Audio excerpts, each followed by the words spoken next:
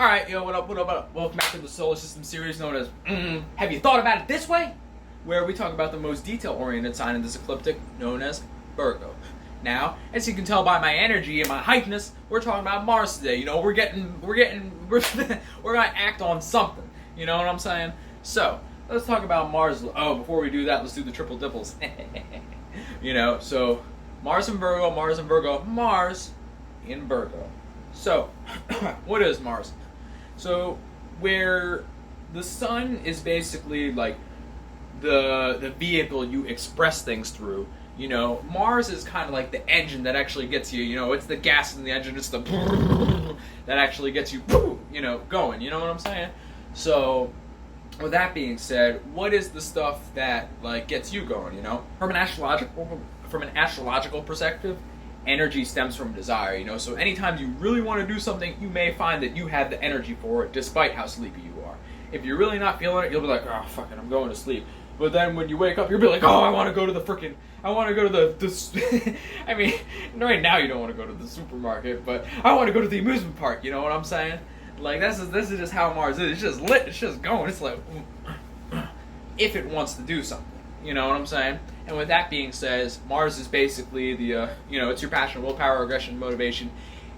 Basically, any emotion or feeling that actually motivates you to do something and act on it, you know?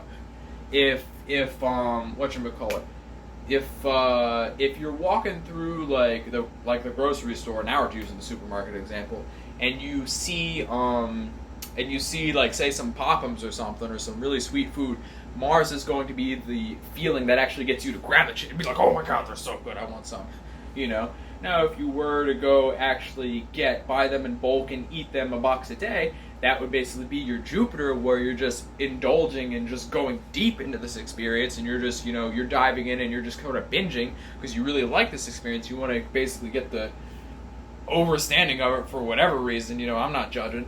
That's a Jupiter, but that's another video. I don't know why I mentioned that. But, whatchamacallit. Anyways, having Mars in Virgo, we gotta talk about Virgo. So Virgo is the mutable earth sign, which means it's adaptable and changeable to different ways of thinking and practicality. It's born from the 6th house, which is basically the work process, and then it is ruled by Mercury, sort of exalted, you know, it really likes those details and receiving information and actually becoming more efficient with what they're working on, as well as the process in general. And then it is away in Jupiter, the planet of expansion through experience. It is also away in Neptune, the planet of dreams, illusions, creativity, imagination, so on and so forth. Also nightmares, watch out for that. And then it falls in Venus. Oh. I don't even want to go there, but I already did. Video before this. But anyways, combining those two, let's talk about the traits, right? So, being a Mars in Virgo person basically exalts that feeling that Sun in Virgo people would have, which is like, if they're having a conversation with this person and they're hearing basically a lot of logical fallacies, a lot of like incorrect information, just thing that would just make them go crazy, you know, they may not always act on it the way they would while they were youthful, and they'll just kind of be like, oh my god, I can't deal with this person, it's just making me go too crazy, you know. Mars and Virgo people have this trait a lot harder, you know. If you say anything that's wrong about them and they know you're wrong, they're gonna act on that in a second, you know, they're gonna snap on you. Like, if you say something like, oh, you know, President Obama was the 40th president, they'll just be like, oh my god, if these people are like a political science major and they hear some shit like that, they could not stand themselves if they didn't walk up to you and correct you. And it won't be, you know, this is Mars, so so the emotion that they got from this is probably like, it's not like, it may take, you know, at best, this is them being like, okay, this is something wrong. I know this is wrong, how about let me have it be a learning experience. But that it won't be as nice as I would if they did that. You know, this is at best we're talking, like, if they're just like, oh, this person needs to learn something, they're still going to walk up on you with the same intent from Mars, but the way it comes out is basically the details, which is like, how could you believe this? You know damn well that isn't right. Obama was the freaking, like, 44th president, you know what I'm saying? They wouldn't stutter as much as I did because I just came up with a fact on the spot, but they would be certain because they knew that shit, and they would come at you, tell you why you're wrong, and if you even tried to argue, they would break down how your argument wouldn't work, and they would basically go into a whole detail about how you're wasting energy trying to explain that to them, while they just wasted a bunch of energy actually going through that situation. You know what I'm saying? Like, it's just... They probably won't do that more than twice because they will come to the conclusion that, like, oh, me going through all that energy with that person was a total waste of it, you know what I'm saying? But they may also get a sort of enjoyment of tearing people down from an intellectual perspective because this is the lens that Mars is looking through, and they just have to get that information out there, you know what I'm saying? It may, they may go through this for like a long time, but if they are self-reflective in some degree, they may recognize that they sort of have to, like, I don't know, they just may go through a little something here and there where they kind of, I don't want to say they necessarily isolate themselves, but they may take like a quote-unquote mental health day for people because they're like, they act on their analytics. They act on like, their knowledge base and what's important to them, you know what I'm saying? If they're like a talking head on TV that's just known for breaking people down, oh, whatever, they'll do this all day, this is what they're getting paid for, this is what they enjoy, this is what they do, you know what I'm saying? But, outside of just sort of, like, breaking people down and just talking to people, about, like, and acting on these, like I said, logical, inadequacies. Now, bouncing off of the whole, like, whatchamacallit, like, Mars and Virgo people sort of having a distaste towards people that just kind of say stupid shit and they just feel the need to, like, walk them down and just be like, like, you're wrong and this is why you're wrong and so on and so forth, right? You can kind of like that may not always be the place where a Mars and Virgo person sort of attracts what they're interested to and like actually dives headfirst into it and like analyzes it and gets their own situation and synthesizes their own formula of how to do this, that, or whatever they're working with. They that may happen sometimes, but the importance of going through these situations where they actually like walk someone down from an intellectual perspective. This is sort of, if you look at like them studying whatever they're studying as just, I guess for lack of a better term, a study or like a little research project, then like them talking that out and testing that out with like other people of, varying intelligence levels and understandings of a certain subject, you can kind of look at that as sort of a peer review situation where it's either they refine their information on the subject by, testing it out through verbally, I don't want to say verbal abuse, but an intellectual ass whooping. They just kind of, that's just how they, sort of refine what they want to get into, So, why they kind of are able to just sort of like I said, walk people down and be like, I know this about this and you're wrong here, and this is where you can better. Why didn't you know this to begin with to do it on your own? I can do it. Why can't you?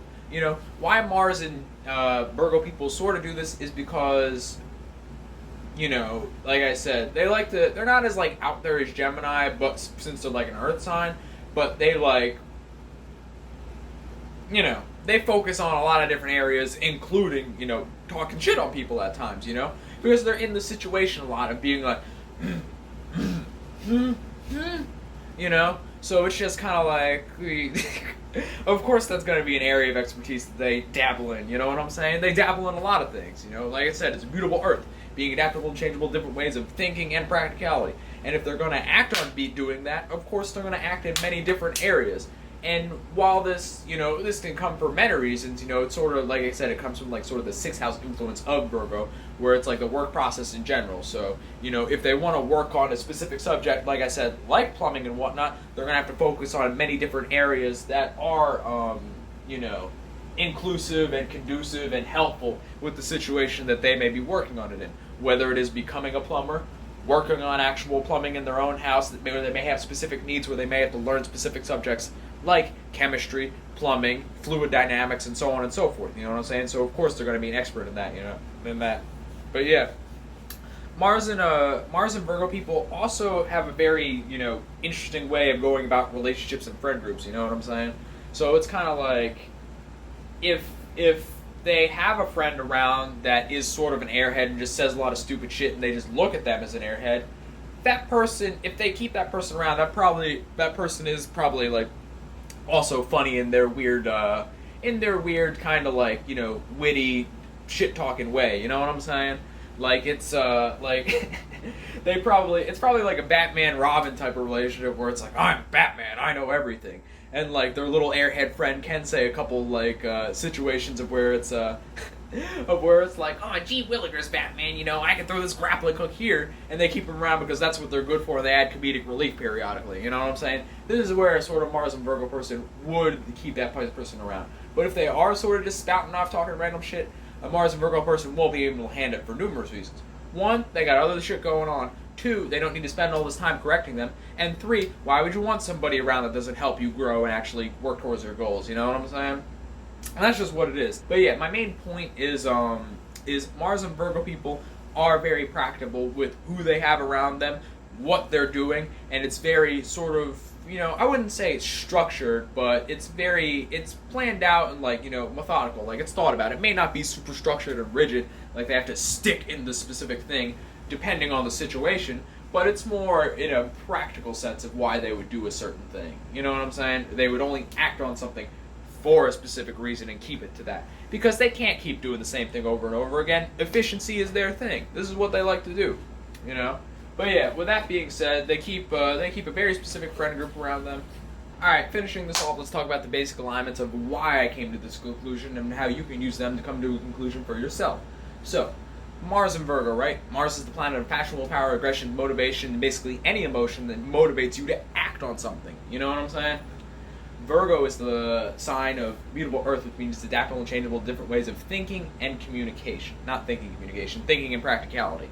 You know, Virgo is born from the 6th house, the house of the work process in general, and it is ruled by Mercury, away in Jupiter, also away in Neptune, and it falls real hard in Venus. Anyways, thanks for watching the solar system series of Have you thought about it this way?